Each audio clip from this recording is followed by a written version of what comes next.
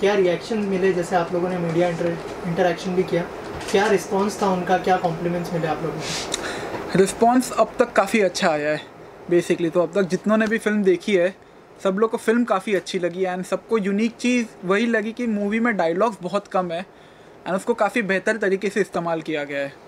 सो वो एक चीज़ कईयों को पसंद है और जैसा कि कईयों ने कहा कि हर कोई मूवी को अपनी लाइफ से कनेक्ट कर पा रहा है एंड वो चीज़ मुझे काफ़ी अच्छी लगी कि जो हमारा इंटेंशन था वो क्लियर हो रहा था कि लोगों को वो चीज़ें समझी कि भले ही कम डायलॉग थे मगर लोगों को वो समझ रहा था कि कैरेक्टर्स के इमोशन क्या है और कैरेक्टर क्या कहना चाह रहे बगैर बोले। तो रिस्पॉन्स बहुत ही अच्छा था आज तक का।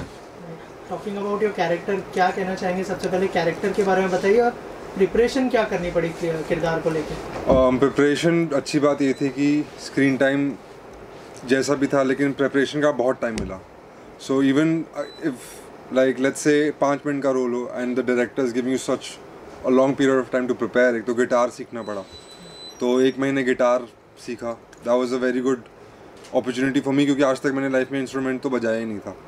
तो thank you Weber for that, that was amazing. और प्रिपरेशन में मेन चीज़ ये थी कि to understand my relationship with Riya and the best part was कि मैं उससे फिल्म में पहली बार मिल रहा हूँ।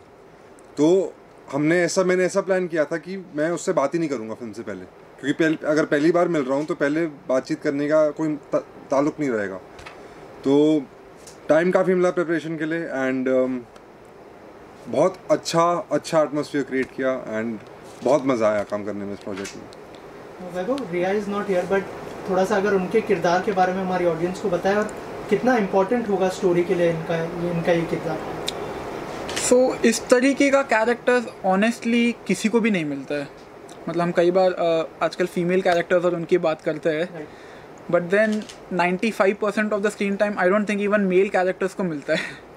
तो ये उनके लिए बहुत ही इम्पोर्टेंट था कि इतना अच्छा एंड इतना बड़ा कैरेक्टर मिला है एंड उनके लिए उनके पास स्कोप बहुत था डिफरेंट इमोशंस पोर्ट्रे करने का।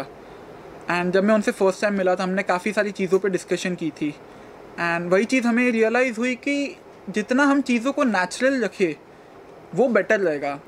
एंड जैसा कि आपने एक चीज़ पूछी तो मैं कहूँगा कि जब मैंने उनका ऑडिशन लिया था तो वो ऑडिशन बहुत ही डिफरेंट था।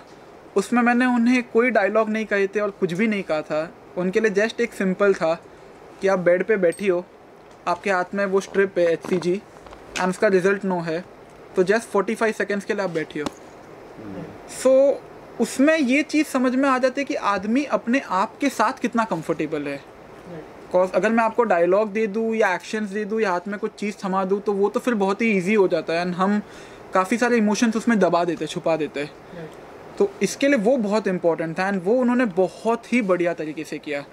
तो जब आप उनके शॉट्स भी इसमें देखोगे तो प्लांट शॉट का जो है प्लांट पॉट के यहाँ पे वो बहुत ही एक रेपिटेटिव शॉट है कि वो इनकी एक डेली एक्टिविटी है कि वो रोज़ सुबह उठती है, प्लांट में पानी डाल रही है। तो प्लांट बेसिकली उनके वूम से कनेक्टेड है कि वो प्लांट एम्प्टी है फ़िलहाल एंड एंड में जाके हम देखते हैं कि उसमें एक सीड ग्रो हुआ है। तो उस सीन को इंटरेस्टिंग से ज़्यादा जस्टिस देना बहुत ही इम्पोर्टेंट था क्योंकि अगर उसको एक ही जैसा रख दे तो बहुत ही मोनोटोनस हो जाता। तो अगर आप चारों सीन को साइड बाय साइड देखोगे तो बहुत ही डिफरेंट है वो चारों सीन। हर प्लांट पॉट सीन में आपको एक डिफरेंट इमोशन दिखेंगे। तो वो उन्होंने बहुत ही अच्छी तरीके से किया and she is an amazing actress. Like also youth को कितना कनेक्ट करेगी और रिलीज़ का क्या प्लान है, कहाँ पर रिलीज़ होने वाली है, क्या OTT प्लेटफॉर्म की तरफ जाने वाला है या फिर थिएट्रिकल रिलीज़ की तरफ आप लोग जाने वाले हैं? तो मेरा ये मानना है कि ये फिल्म यूथ को डेफिनेटली कनेक्ट करेगी क्योंकि आजकल हर कोई, स्पेशली ये चीज़ बहुत कॉमन हो गई है, इनफर्टिलिटी इश्यूज़ और ये सब चीज़ें काफ़ी बढ़ गई है एंड हर कोई आजकल कहीं ना कहीं एक एम्प्टीनेस और उसमें है। आजकल हम जिधर भी देखते हैं लोग डिप्रेशन की बात कर रहे हैं, एंग्जाइटी की बात कर रहे हैं और बहुत सी चीज़ें फेस कर रहे हैं। तो यूथ बहुत ही ईजीली ये जो कम डायलॉग वाला ट्रीटमेंट है उसको रिलेट कर पाएगी अपनी लाइफ से कि हाँ ये चीज़ मेरी भी लाइफ में हुई थी। तो हो सकता है एक जन उसको रिलेशनशिप के एस्पेक्ट से रिलेट करे, हो सकता है एक जन उसको अपने जॉब या सैलरी से रिलेट करे, हो सकता है कोई उसको अपनी फैमिली लाइफ से रिलेट करे। सो वो चीज़ डेफिनेटली एक यूनिक एस्पेक्ट है फिल्म का। एंड फिल्म जल्दी 6 मई 2022 विमियो ऑन डिमांड पे रिलीज़ होएगी एक ट्रांजैक्शनल बेसिस पे। तो आप फिल्म को 300 रुपीज़ में रेंट कर सकते हैं एंड अगर आपको हमें सपोर्ट करना है तो आप मूवी को बाय कर सकते हैं 750 रुपीज़ में। Thank you sir, thank you so much and all the best. Thank you so much.